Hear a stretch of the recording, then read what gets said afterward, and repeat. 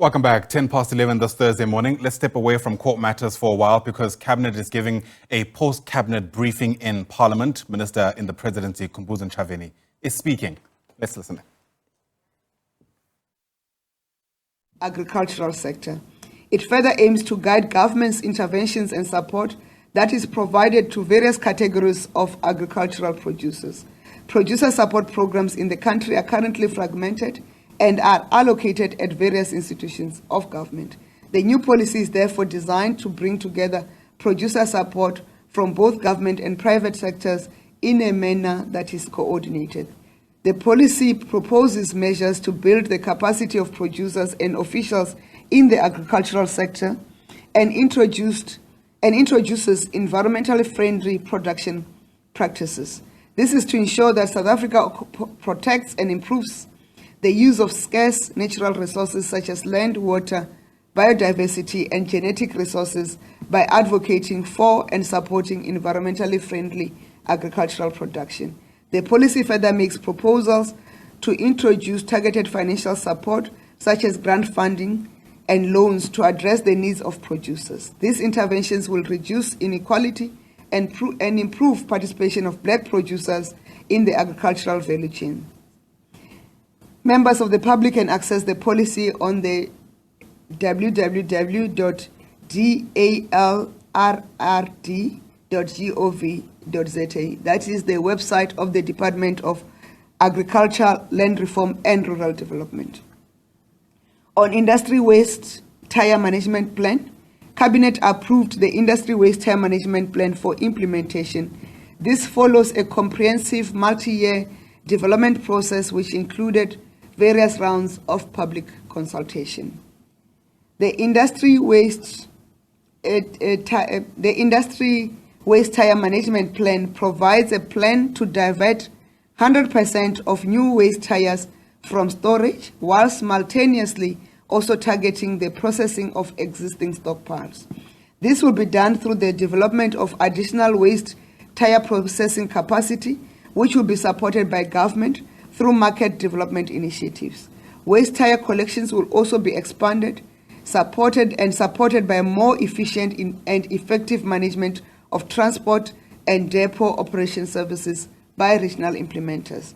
The Industry Waste Tire Management Plan also provides for additional entrepreneurial opportunities for township SMMEs in line with the National Township Economy Revitalization Policy and its implementation plan, with its strong focus on youth, women, and persons with disabilities.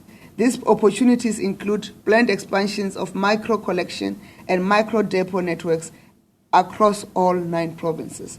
SMMEs will be supported by the Department of Forestry, Fisheries and Environment and the Department of Small Business Development to take advantage of opportunities stemming from the expansion and more effective delivery of waste tire value chain.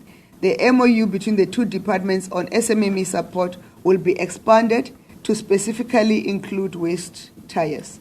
The plan is available on the website of the Department of Forestry, Fisheries and Environment on www.dffe.gov.za. On the termination of SAA deal with strategic equity partner Takatso, Cabinet supported the termination of SAA partnership with Takatso. This follows almost 3 years of negotiations and talks between Takatso and the Takatso Consortium and government. With a public asset, government had to prioritize the fair value and the public interest and ensure that the public interest is served. SAA assets are now worth far more than they were during the COVID-19 pandemic when Takatso was selected as the preferred bidder. SAA will continue to operate as a government-owned entity and is in a position to continue to operate in its current form for the short to medium term. On 30 years of freedom and democracy, Cabinet approved the concept plan and campaign to implement 30 years of freedom and democracy, both domestically and internationally. South Africa is marking 30 years since its historic election of the 27th of April 1994 and there will never be any other elections that will be similar to the elections of the 27th of April 1994. The commemoration of this milestone in the trajectory of our developmental democracy requires a government-wide and country-wide approach. The campaign to celebrate 30 years of freedom and democracy aims to mobilize the country to celebrate the gains and achievements and the milestones of 30 years of democratic rule and living in a free and democratic society, and to highlight the achievements of the democratic government since 1994, and to highlight and profile the progress of individuals, communities, and business within the country, which has enabled which was enabled by the democratic dispensation. The campaign focuses on 4 pillars, which are the people, the government, the community at large, and the national celebrations.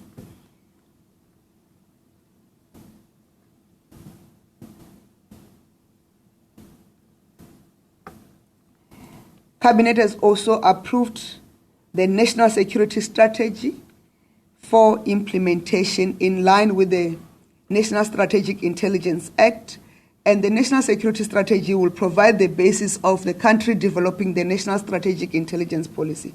Cabinet further approved the National Intelligence Estimate and the National Intelligence Priorities as submitted by NICOC for implementation. Of course, we will not release the details of that. We'll release after consultation with the other national intelligence structures, the version that are not sensitive to national security interests. On bills, Immigration Amendment Bill of 2023, Cabinet approved the submission of the Immigration Amendment Bill of 2023 to Parliament, and the purpose of the bill is to give effect to the Constitutional Court's judgment delivered on 29 June 2017 and 30 October 2023, respectively. The bill seeks to address the 2 Constitutional Court judgments by amending Section 34(1)(b) and (d) of the Principal Act so as to ensure that any illegal foreigner detained under Section 34(1) of the Principal Act is brought before a court in person within 48 hours from the time of his or her arrest in order for the court to determine whether it is in the interest of justice to order further detention for purposes of deportation. The bill addresses the interest of justice criterion to be applied by the immigration officer and the court. On upcoming events,